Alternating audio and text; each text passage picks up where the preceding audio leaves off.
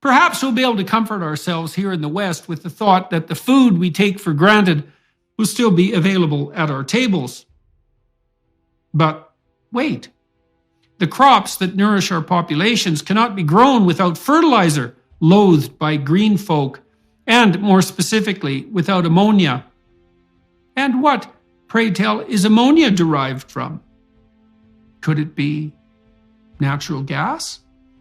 And how many people are dependent for their daily bread on the industrial generation and consequent wide availability of ammonia? Only 3 or 4 billion. What happens to the continuous production plants responsible for making ammonia if the natural gas supplies are halted, even momentarily? They destroy themselves, as they were not designed for such an unlikely event, and they cannot be restarted.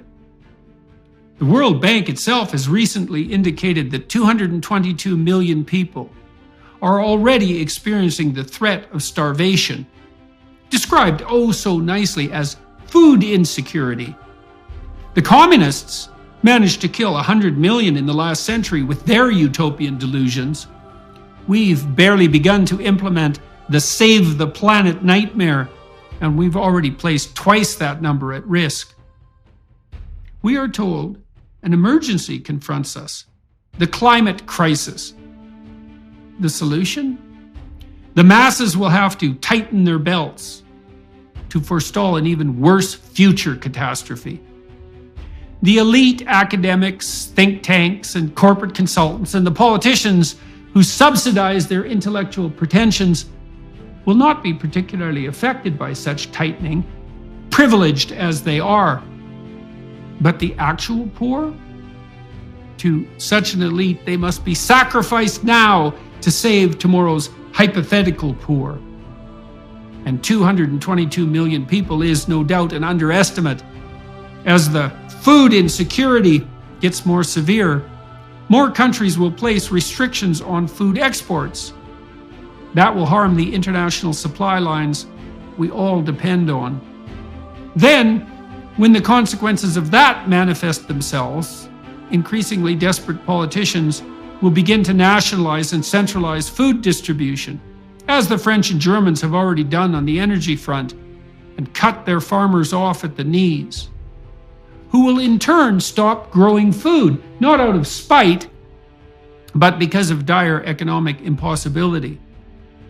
Then we will have engendered the kind of feedback loop that can really spiral out of control. It will be poor people who die first, at least.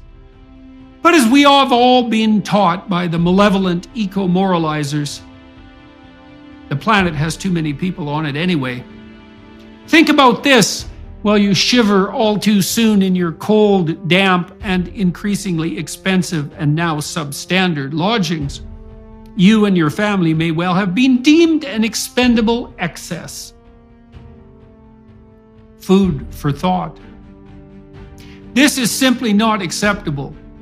If you dare to claim the moral high ground while serving the cause of starvation, then, by my reckoning, you've placed yourself firmly in the enemy camp, and you richly deserve whatever is coming your way. In the psychological and educational arenas, too, we demoralize young people, feeding them a constant diet of concretized apocalypse, focusing particularly on tempering or even obliviating the laudable ambition of boys, hectoring them into believing that their virtue is nothing but the force that oppresses the innocent and despoils the virginal planet.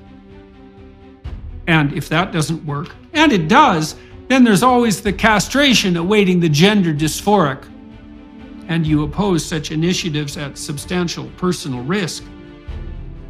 But we can reassure ourselves with the fact that a beneficent government is going to set up warm spots in public libraries and museums this winter so that freezing, starving old people can huddle together to keep warm while their grandchildren cough up their lungs in their frigid, damp, and moldy flats. In such circumstances, in the face of such mandatory privations and manipulations, it's obvious that the last thing our tyrannical, idiot, panicked, virtue-signaling governments should be doing is directing their demented attention toward regulating what people serve at their tables. But because meat has also been deemed yet something else that is destroying the planet, the woke narcissists of compassion are already insisting that people eat less of it. Plants and bugs for you and your children, peasants. And the sooner you get accustomed to it, or else, the better. Let's turn our attention to the claim that animal husbandry and the meat it produces cheaply enough for everyone to afford is unsustainable. For a moment, because we haven't yet dispensed with enough moralizing and authoritarian stupidity. Remember what happened the last time that government agencies applied their tender mercy to determining what the people they serve should consume? We were offered the much vaunted food pyramid, telling us to eat 6 to 11 servings of grains and carbohydrates a day, with protein and fat at the pinnacle, something to be indulged in with comparative rarity, if indeed necessary at all. That all turned out to be wrong, and not just a little wrong, but so wrong that it might as well have been not just wrong, but a veritable anti-truth, something as wrong as it could possibly get.